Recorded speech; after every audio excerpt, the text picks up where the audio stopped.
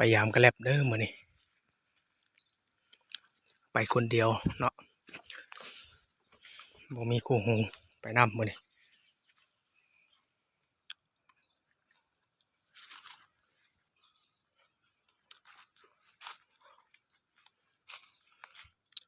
อะไรก็มือเดือเนาะสายล่าก็จะเอามาเฮ็ดดักสุ่มนี่ก็ฮอกแถวนี้มาเบิ่งจุดที่กระเจ้าเฮ็ดสุ่มดักยิงกระฮอกนี่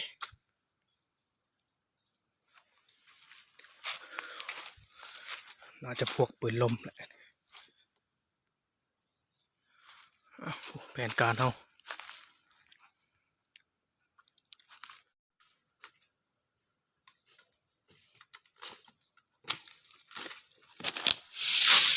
เดินทางไปอยากว่ายากอยู่ปีนไปนี่เนาะพูดละเทิงบ่ทางเอาขึ้นแต่ว่าอยู่ในนี้มีกระแลบเฮาด่างหนึ่งด่างทำอิฐเบิ่งว่านี่เดี๋ยวหนูคนแข็งเฮ้ยโอ้หนูคนแข็ง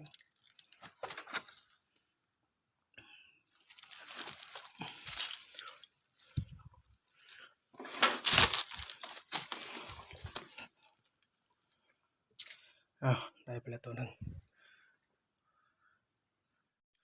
ทางเราสิไปแต่ว่าบริเวณนี้มีกระแลบอีกด่างหนึ่งเนาะของเรานี่โอ้เทียบหนูไว้แม่นบ่โอ้หนูคนแข็งมันแม่นหนูไว้เด้อหนูคนแข็งอีกแล้วดาวที่สองตัวที่สอง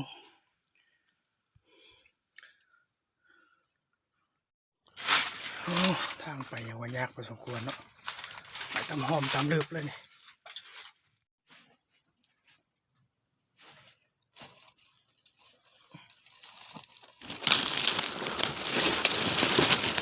ได้ปีนนะบ้านนี่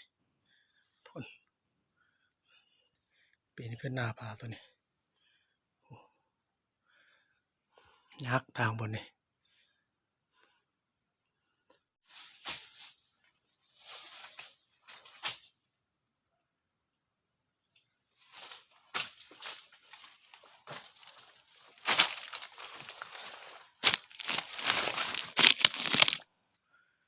อีกแล้วบอลยามโอ้ดาวโบราณเนาะมาถึงเลยดาวเลยโอ้เจ้าหนูคนแข็งนางมาคนแข็งนี่แล้ว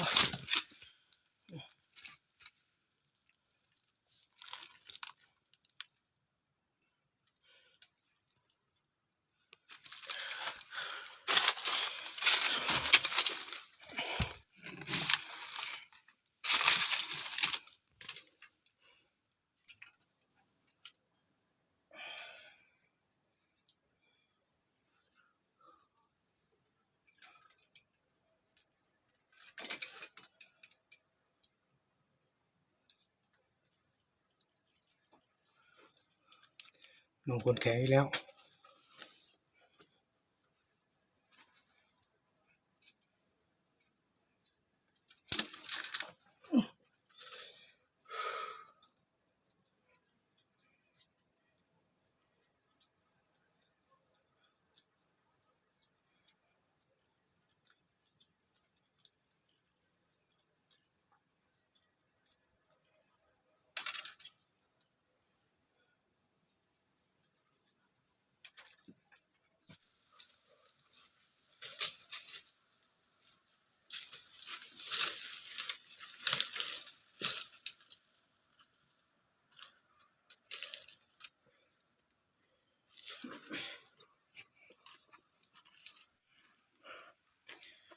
บ่ถึกเลยดาวนี่อู้เป็นตาใส่แล้วเก่าเขา ทางไป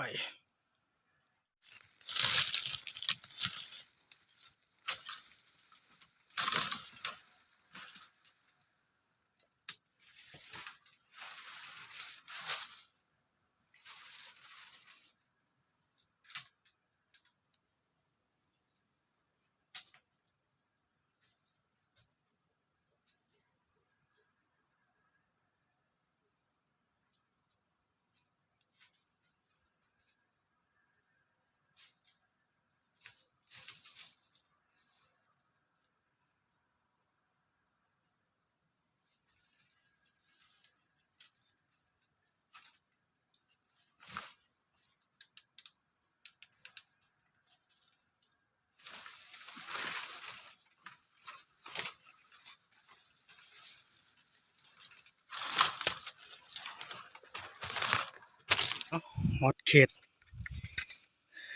น้ำนองละบาทเลยเขตที่ไปสิประมาณ10 ด่าง10 ป่านี่แหละเบิ่งว่าสิมีขยุบ่หรือว่าบางคนแข็งบ่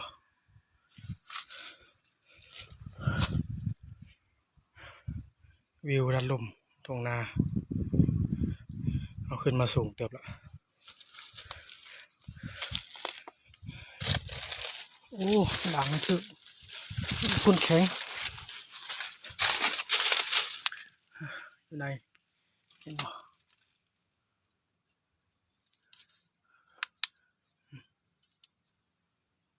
คนแข็ง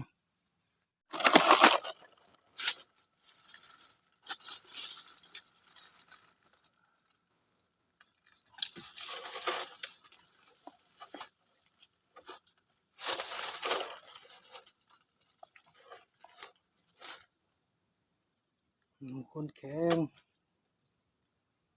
นี่ก็คือทางเขาขึ้นมาจ้ะนี่ข้ามมาอีกคนละฟากผาเอาใส่กระเล็บไปตามนี้เห็นน้ำนอเลย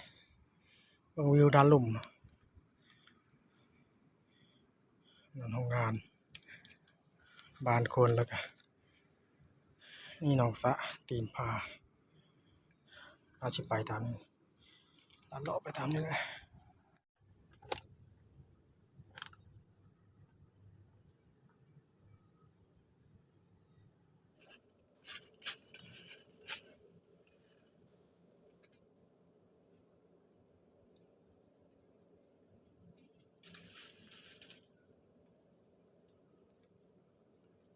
มีกันยุ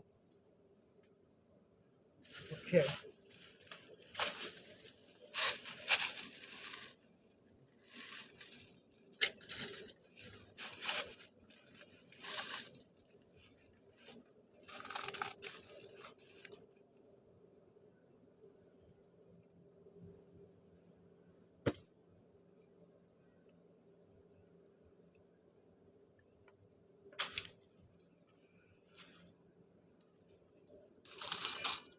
อยู่หันใส่2 ด่างแต่บ่ถึก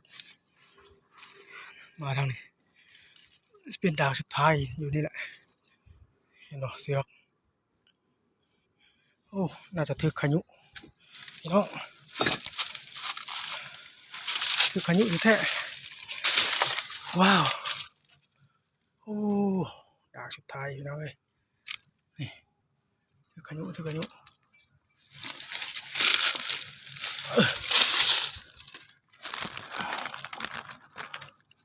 โอ้สูงน้อยแต่อายุก็แล้ว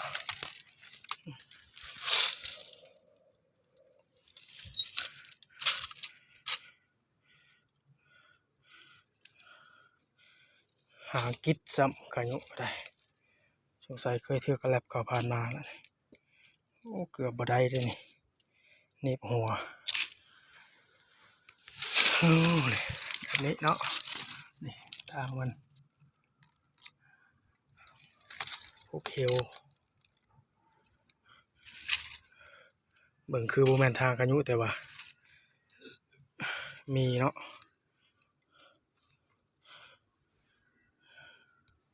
โอ้ได้แต่เดียว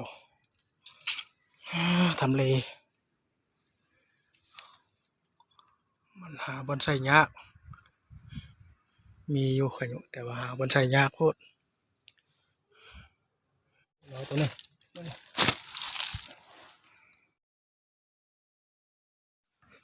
นี่แหละผลงาน